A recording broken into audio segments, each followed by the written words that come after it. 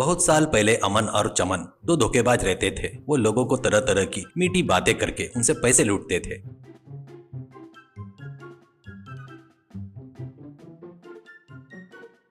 वे गांव गांव घूमकर लोगों से मीठी मीठी बातें करते और पैसे कमाते। एक दिन वे एक गांव में आए। वहां पर उन्हें एक बैल खेत में दिखा। फिर दोनों उसे हाँक कर ले गए और एक जगह पर बांध दिया।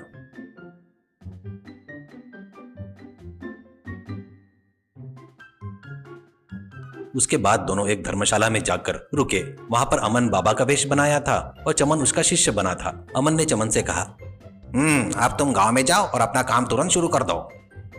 इस बीच बैल का मालिक उसे हर जगह ढूंढ रहा था और बैल के ना मिलने पर दुखी हो रहा था। और वो गांव वालों को बैल के बारे में बताकर दुखी होने लगा। एक जगह पर कुछ लोग से कह रहा था, मेरा बैल सुबह से मेरे खेत के पास घास चर रहा था। मैं घर जाकर खाना खाकर वापस आया तो देखा बैल वहां नहीं था। मैंने हर जगह ढूंढा पर उसका कोई नामो निशान नहीं मिला। मुझे कुछ समझ में नहीं आ रहा है, क्या करूं। ऐसा कहते ही तभी वहां पर मौजूदा चमन, ओहो तो तुम हो, मैं तुम्हें ही ढूंढ रहा था, सोचकर उसके पास गया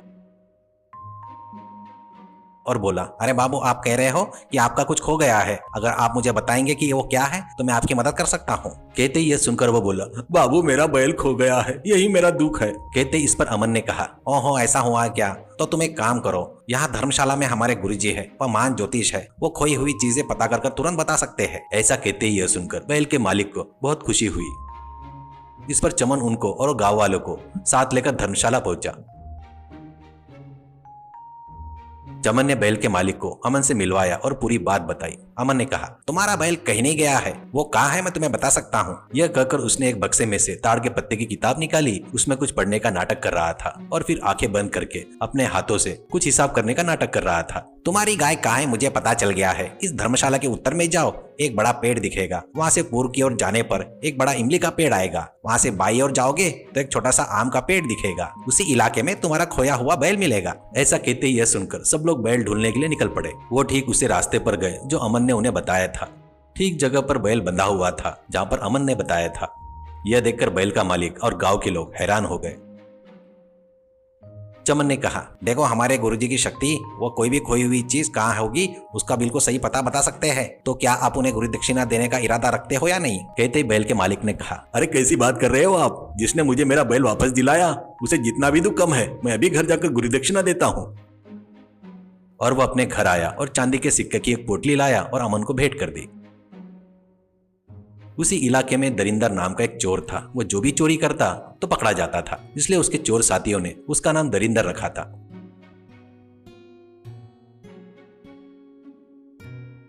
उस दिन वह गांव के अधिकारियों के घर में घुसा। उसने तिजोरी में रखा हीरो का हार चुरा लिया। उसने सोचा, मेरी चोरी इस बार कामयाब होगी, इस बार मैं किसी के हाथ नहीं लगूंगा, ऐसा सोचा। उस दिन चमन अमन से कहा, अरे अमन, हमें इस गांव से अच्छी कमाई हो गई है, इसी तरीके से किसी और गांव में भी ठगी करते हैं। चलो हम इस गांव को छोड़कर चलते हैं। कहते ही जैसे ही दोनों धर्मशाला से बाहर निकल रहे थे कि एक आदमी दौड़ता हुआ उनके पास आया और उससे कहा, स्वामी जी, मैं इस गांव का अधिकारी हूँ और मैं आपके लिए ही आया हूँ। कहीं आप जा रहे हो क्या। फिर मेरा समय अच्छा चल रहा है लगता है, और थोड़ी देर हो जाती तो क्या होता था, क्या आप चले जाते थे शायद। ऐसा कहते ही चमन ने कहा, आखिर क्या हुआ है, हमारे गुरुजी से आपको क्या काम है। ऐसा कहते ही गांव के अधिकारी ने कहा, गुरुजी, मेरे घर में हीरे का हार चोरी हो गया है, वो बहुत ही कीमती था, कृपया आप मुझे वापस दिलाइए। यह काम केवल आपके बस की ही बात है। यह सुनकर दोनों घबरा जाते हैं। चमन तुरंत संभलता है और बोला, इस समय गुरुजी की मंत्र शक्ति काम नहीं करेगी, अभी कुछ नहीं देखा जा सकता है। आप कल सुबह आइए तो गुरुजी आपको चोरी का पता लगाकर बता देंगे। ऐसा कहते ही गांव के अधिकारी ने कहा, ठीक है, तो मैं फिर कल सुबह आकर गुरुजी से मिलता हूँ। और वो वहां से चला गया। अमन ने कहा, अरे ये क्या हो गया रे, हम तो फंस गए, हमारा तुरंत यहाँ से भाग जाना ही बेहतर है। चमन ने कहा, अभी तो सब लोग जाग रहे हैं, अंधेरा होते ही हम रात में भाग चलते हैं।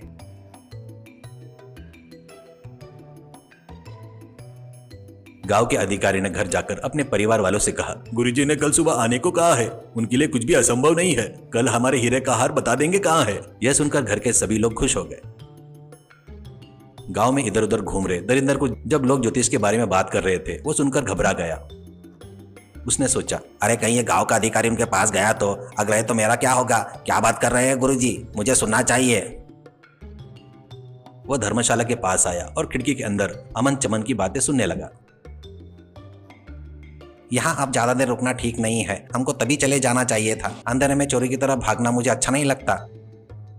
दरिंदर को अंधेरा और चोर सुनाई देता है और उसे लगा कि वो उसके बारे में बात कर रहे हैं, जिससे उसका डर और भी बढ़ गया। उन सब चीजों से अनजान चमन ने कहा, मैं क्या करूं भला, मुझे क्या मालूम था यहाँ चोरी होगी। यह सब दरिंदर ने किया है, दलिद्री नहीं तो और क्या है। यह सुनकर दरिंदर, अरे बाबा इन्हें पता चल गया है कि मैं कौन हूँ। यह सोचकर दरिंदर अंदर आया और उनके पाँव पकड़कर बोला, अरे गुरुजी मुझे बचाइए, हीरो का हार मैंने ही चुराया है। अगर गांव के अधिकारी को पता चला तो मेरी खाल उधेड़ देंगे, मुझे बचा लीजिए। ऐसा कहते ही वो दोनों पहले घबरा गए, फिर अपने आप को संभाला और अमन ने कहा, ठीक है, हम किसी को नहीं बताएंगे, बस तुमने हार को कहाँ छुपाया है वो बता दो, काफी है। दलिंदर ने बताया उसने हार कहाँ छुपाया है और वहां से जान बचाकर भाग गया।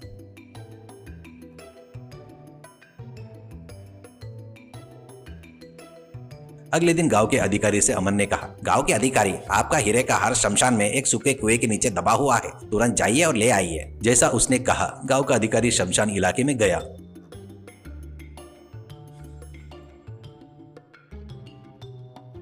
कुएं में उतरकर खोदकर देखता है तो उसमें हीरो का हार मिला। वो खुशी से फूला नहीं समाया। उसने अमन को सोने के सिक्के दिए और कहा, मुझे बिल्कुल नहीं लगा था कि खोई हुई चीज वापस मिलेगी। आपकी कृपा से ये संभव हुआ है। कृपया आप हमारे घर पर भोजन के लिए आइए। ऐसा कहा। उन्होंने हाँ कहा और वो उनके घर पर भोजन के लिए गए। भोजन करते समय एक सिपाही आया और कहा, गांव के अधिकारी जी, महाराज ने आपके लिए खास खबर भेजी है। और बताना शुरू किया। 3 दिन पहले राजधानी के बंदरगाह पर 2 व्यापारी जहाज आए थे।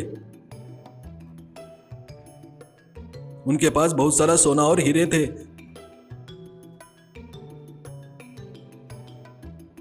जहाजों का व्यापारी महाराज के महल में आया। उसने महाराज से कहा, महाराज मैं जिस देश में जाता हूँ वहाँ के राजा से एक छोटी शर्त लगाने की मेरी आदत है। मेरे पास एक लोहे का बक्सा है, मैं आपको 1 हफ्ते का समय देता हूँ। 1 हफ्ते बाद अगर आप बता पाए कि उसमें क्या है तो मैं अपने जहाज और सारा सोना आपको दे दूंगा। अगर आप नहीं बता पाए तो आपको आपका राज्य मुझे देना होगा। महाराज के मन में लालच पैदा हुई और उन्होंने सोचा, मेरे दरबार में प्रसिद्ध ज्योतिष है, अगर मैं चाहूँ तो बक्से में क्या है ये जान सकता हूँ। यह बात बताने के लिए कितनी देर का काम है। अगर ऐसा हुआ 2 जहाज और सोना मेरा हो जाएगा। उन्होंने प्रतियोगिता स्वीकार कर ली।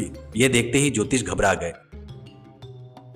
व्यापारी के जाने के बाद उन्होंने महाराज से कहा कि उनमें यह बताने की शक्ति नहीं है कि उसमें क्या है। इसी तरह 3 दिन बच गए हैं। सिपाही ने कहा, गांव के अधिकारी जी, केवल 4 दिन बचे हैं। अगर शर्त हार गए तो राजा अपना राज्य खो देंगे। वह घबराकर देश के सभी गांव में अधिकारियों को खबर भेजकर, कहाँ है वो ज्योतिष, अपने साथ लेकर आओ, ऐसा कहा। ऐसा कहते ही अधिकारी ने महाराज के सामने अच्छा नाम कमाने की आशा में कहा, देखिए ये दोनों है, हमारे राजा को डरने की बात नहीं है, ये बता सकते हैं कि उसमें क्या है। ऐसा कहकर, चलिए जी, राजा के बक्से में क्या है बताते हैं, उसने अमन और चमन से कहा। दोनों मजबूरी में राजा के पास गए। वहां उनका शाही स्वागत हुआ। उसी दिन शरद का आखिरी दिन था। अमन ने कहा, अरे कल सुबह अगर हम बक्से में क्या है नहीं बता पाए तो महाराज हमारा सिर कटवा देंगे, इसलिए रात में ही भाग चलते हैं। चमन, भाग कर जाएंगे कहाँ, हम जहाँ भी जाएंगे राजा हमें पकड़कर बुरी तरह मार डालेंगे। इसके बजाय समुद्र में कूदकर जितना हो सके उतना तैर कर, फिर ना हो सके तो डूब कर मर जाते हैं। ऐसा कहकर इस तरह वो बंदरगाह पर आए और कूदकर समुद्र में तैरने लगे। तभी उन्हें एक जहाज में एक व्यापारी और उसके बेटे की बातचीत सुनाई दी। बेटे ने कहा, पिताजी उस बक्से में क्या है बताओ ना। कहते उसने कहा, तुम्हें क्यों जानना है, रात हो गई, जाकर सो जाओ। बेटे ने जिद की, अगर नहीं बताओगे तो बक्से में क्या है तो मैं नहीं सोऊंगा।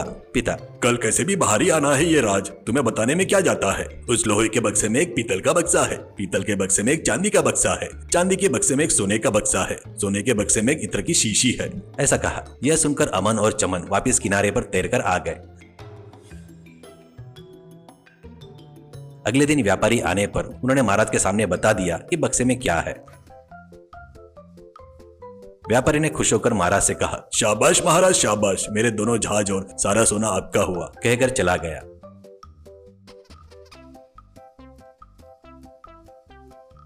महाराज ने, आप दोनों ने महान काम किया है, अब से आप दोनों मेरे राज्य में राज ज्योतिष के रूप में नियुक्त किए जाते हैं। यह उन दोनों को पसंद नहीं आया महाराज का प्रस्ताव। वो डर गए कि कहीं उनका धोखा पकड़ा न जाए और दोनों ने मिलकर एक योजना बनाई। अगले दिन अमन महाराज से बात कर रहा था।